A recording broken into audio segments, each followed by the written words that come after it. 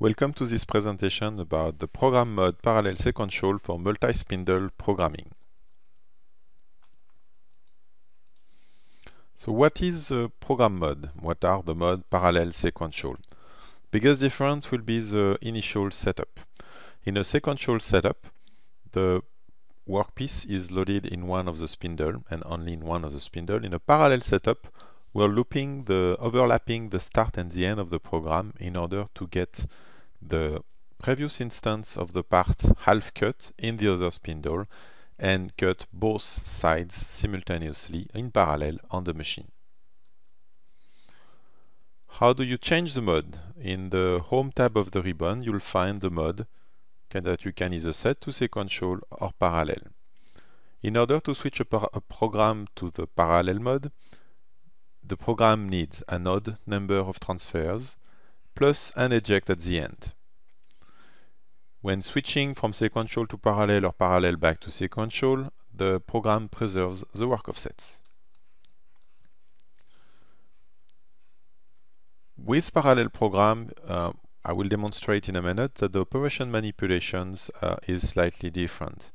Inserting an operation at the beginning of the operation list may insert the operation at the end of the program, and I will explain, and that's because of the overlap. If any modification to the program breaks the conditions, the requirements for the program to be able to be done in parallel, the program will automatically switch to sequential mode. On a parallel program, it's possible to use the optimization, automatic optimization, and that is very useful to minimize the tool change without breaking the part operation order.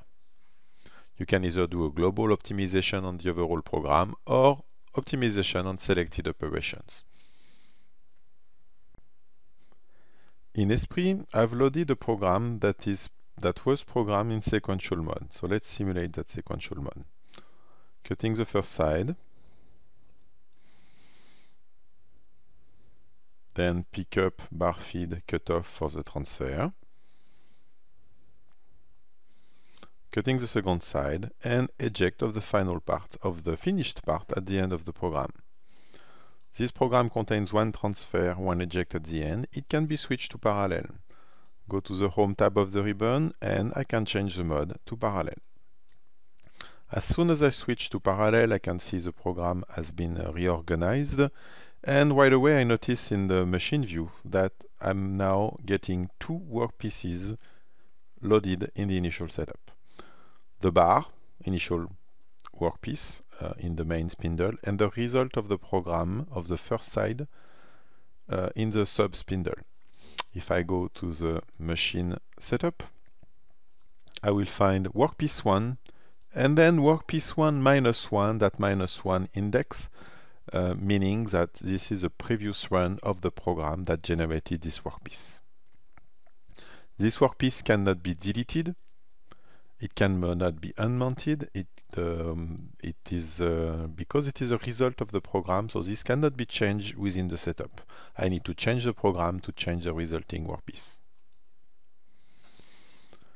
If I look at the program now and I go to the top of the program, I will find operation with orange background. Those are operations on the previous iteration of the workpiece. I can see they are happening on workpiece 1 minus 1.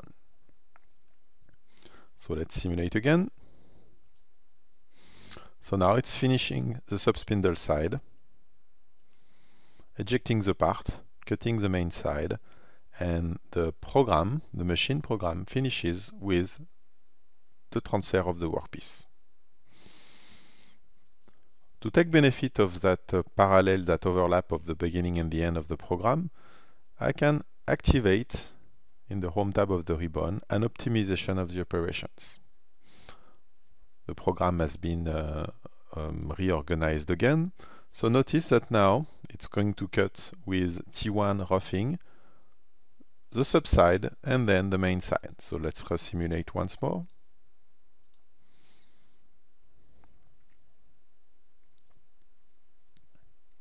Main side, subside. So it minimized the tool change and it avoided a tool change in the program.